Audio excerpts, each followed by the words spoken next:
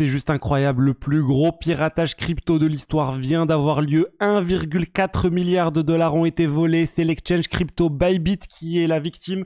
C'est arrivé il y a quelques minutes, je suis en train de vous faire une réaction vraiment à chaud sur le sujet. Qu'est-ce qui s'est passé? Bybit, pour ceux qui ne connaissent pas, c'est vraiment un exchange crypto majeur connu justement, enfin principalement pour l'aspect produit à effet de levier, tout ce qui est futur, etc. Eh ben, ils ont perdu 1,4 milliard de dollars en Ether et en STETH, donc les Ethers stakés. C'est arrivé là, il y a quelques temps. Le président de Bybit vient de donner une explication sur ce piratage. En fait, on est sur un piratage extrêmement sophistiqué. Le pattern, c'est celui utilisé, qui aurait utilisé la Corée du Nord pour pirater l'exchange indien Wazirix. C'est-à-dire que c'est un cold wallet, en tout cas c'est ce qu'ils décrivent comme un cold wallet, pour être précis c'est un multisig plutôt, qui a été compromis. Comment ils ont fait ça? Ben, on ne sait pas, mais on sait que c'est en fait les posts des utilisateurs probablement qui ont été compromis, parce qu'en fait les utilisateurs qui ont voulu faire des transactions depuis le cold wallet ont bien vu que les transactions étaient correctes, mais en fait ce que les personnes voyaient c'était pas réellement ce que les personnes signaient. Et comme le pirate avait le contrôle probablement sur les postes de travail, eh ben il a pu afficher des choses incorrectes et il a pu prendre le contrôle du multisig et transférer 1,4 milliard de dollars en Ether. Le pirate a déjà commencé à vendre les STETH, c'est les tokens d'Ether stakés. Les jetons Ether, il va probablement les garder tels quels avant de trouver une manière de les blanchir.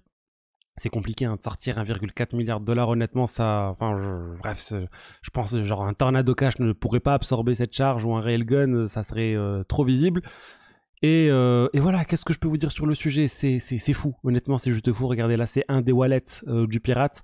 On était à 1,5 milliard de dollars à un moment, depuis ça a baissé, il est allé sur d'autres wallets désormais. Est-ce que c'est grave encore pour Bybit? Je pense que c'est la question que beaucoup se posent. Combien Bybit a d'actifs? Ils auraient dans les 20 milliards de dollars d'actifs de leurs utilisateurs. Donc 20 milliards de dollars d'actifs, si on prend les 1,4 qui ont été volés, ça représente 7% à peu près, donc c'est significatif. Comment Bybit pourrait être sauvé? C'est si, grâce à leurs fonds propres, grâce aux bénéfices qu'ils ont fait précédemment lors du bull run, etc., ils ont pu vraiment générer suffisamment d'argent pour compenser cette perte, et du coup ils doivent acheter sur le marché 1,4 milliard d'Ether. Donc ça devrait compenser la vente, on va dire, par le hacker. Au niveau de l'Ether, là on voit pas trop de changement de prix, mais voilà, c'est toute la question. Ils ont annoncé qu'il allait pas avoir de problème, que les retraits fonctionnaient toujours correctement, donc ils essaient de rassurer le marché. Mais cet argent, il faut bien le sortir de quelque part, donc ça serait bien qu'ils précisent comment ils vont faire ça. Il y a potentiellement d'autres impacts. Quand un exchange est piraté, c'est les utilisateurs et les protocoles qui utilisent cet exchange qui sont impactés. Et on rappelle Ethena, c'est un protocole hyper intéressant. Je vous dis, moi j'aime beaucoup ce protocole pour la génération de rendement. Ethena, comment ça marche? Ils ont des actifs qui vont shorter ces actifs-là pour générer du rendement. Et pour shorter, ça se fait sur des exchanges centralisés. Et là, ils sont tenus à rassurer les gens en disant oui, on utilise des actifs, des exchanges centralisés, mais les fonds sont stockés sur des plateformes de conservation des cryptos séparées, donc on n'est pas impacté par ça. Mais oui, il y a une petite partie qui est forcément impactée là quand ils font le short. Et du coup, il y a moins de 30 millions de dollars sur lesquels on est exposé sur Bybit. Et ça représente moins de la moitié de notre fonds de réserve. Donc là encore, pas de souci, peut-être qu'ils vont augmenter leur fonds de réserve par la suite, ils pourraient parce qu'ils génèrent vraiment beaucoup d'argent. Mais encore une fois, disons que Ethena a l'air de s'en sortir plutôt bien, et je pense que même Bybit devrait s'en sortir. Ils ont pour moi suffisamment d'argent, j'imagine qu'ils ont suffisamment d'argent pour compenser les pertes, mais on va suivre tout ça avec attention. Je pense par contre que il y a eu un problème au niveau de la gestion des cold wallets, parce qu'un cold wallet c'est pas censé être connecté vraiment à internet. Là, leur cold wallet, on peut dire qu'il n'était pas vraiment cold si des personnes ont réussi à intégrer depuis un poste piraté, ils ont réussi à voler les fonds. Il y a clairement un souci, mais pour moi c'est plus pour un souci de facilité qu'ils ont fait ça. Ils se sont dit c'est bon, le multisig c'est sûr, il n'y a pas de risque. Mais en fait non, un multisig c'est pas sûr si le poste de travail de la victime est compromis. Donc là, il y a peut-être d'autres choses à revoir dans le fonctionnement, dans les postes de travail, dans la politique de sécurité associée des postes de travail. Faut sûrement, moi j'aurais utilisé des postes dédiés pour les opérations liées au multisig et pas le même poste que les employés utilisent dans la vie de tous les jours. Et s'il y a besoin de faire des transactions trop souvent, il y a quelque chose à revoir.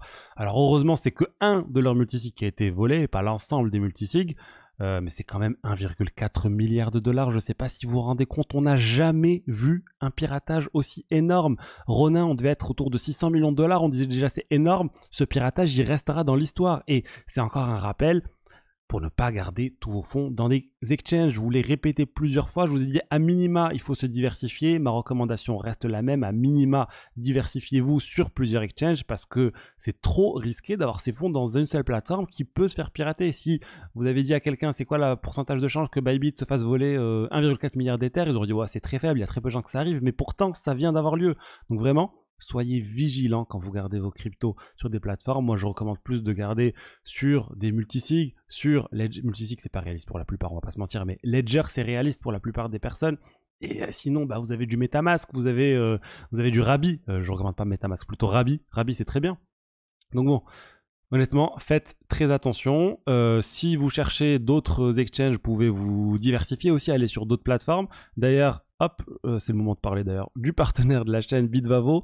Il y a 200 € offerts sur Bitvavo en giveaway à une personne qui aura tradé sur le mois de février. Donc c'est valide jusqu'au 28 février, 200 €. Et pour trader 200 €, ça coûte vraiment des cacahuètes sur Bitvavo. On parle de 0,1 centime de frais. C'est-à-dire 10 centimes de frais si vous tradez 200 € sur les paires USDC. Donc vraiment, c'est très très bas et vous êtes potentiellement éligible. C'est uniquement pour les gens qui passent via mon lien, donc il n'y a pas tant de personnes que ça. Donc pas mal de chances d'obtenir 200 € dans la crypto de votre choix. Je rappelle Bitvavo, Exchange Plan. Et ils offrent 10 €. Donc en plus, si vous vous inscrivez, vous êtes nouveau sur la plateforme, vous obtenez 10 €, vous avez les conditions pour en profiter. Et si vous êtes un utilisateur qui s'est déjà inscrit, vous tradez 200 € de volume et potentiellement vous allez gagner 200 € dans la crypto de votre choix. Bref, honnêtement, ce qui vient de se passer, c'est juste incroyable. Je pensais pas qu'on allait avoir un piratage de plus d'1 milliard de dollars d'une plateforme crypto aussi connue quand même. Bybit, c'est connu. Alors je pense que du coup la réglementation française au final aura sauvé potentiellement un certain nombre de personnes si Bybit n'est pas en mesure de rembourser les gens, parce qu'on rappelle Bybit, ils sont fermés aux utilisateurs français, ils ont transféré les fonds vers CoinHouse, etc. Mais bon, moi au final je pense que ça devrait plutôt bien se passer pour Bybit, mais c'est pas une raison pour rester sur des exchanges quand vous avez pour rester au moins sur un seul exchange si vous avez tous vos fonds. Honnêtement, regardez ce qui peut arriver. Imaginez ça arrive à Binance. Honnêtement, c'est pas déconnant que quelque chose comme ça arrive à une plateforme de type Binance, de type Coinbase ou autre. Je dis pas sur la totalité des fonds. J'espère que ces plateformes sont mieux sécurisées que Bybit, mais si Bybit gère les choses de cette façon, si WazirX, qui est un exchange majeur indien, gérait les choses de cette façon, et ben potentiellement d'autres plateformes gèrent tout ça comme ça. Et ce piratage, il est juste encore une fois extrêmement compliqué. J'avais bien étudié le piratage de WazirX et c'est juste fou. C'est hyper poussé. C'est des mois et des mois de prise de contrôle des ordinateurs, de voir comment les processus fonctionnent, d'étudier comment le piratage va être réalisé, à quel moment, de collecter les divers signataires, des diverses signatures plutôt, des personnes qui signent toutes ces transactions. C'est très compliqué à faire et ils ont réussi à le faire. Donc vraiment, il faut être vigilant. Voilà ce que je voulais vous dire aujourd'hui sur le sujet. Je publierai du coup une vidéo tout à l'heure sur les actualités crypto parce que j'avais préparé ma vidéo sur les actualités du jour et juste après avoir enregistré, je vois cette news qui tombe et je me suis dit il faut absolument que je vous fasse une vidéo dédiée sur le sujet. Allez, à plus tard. Ciao, ciao.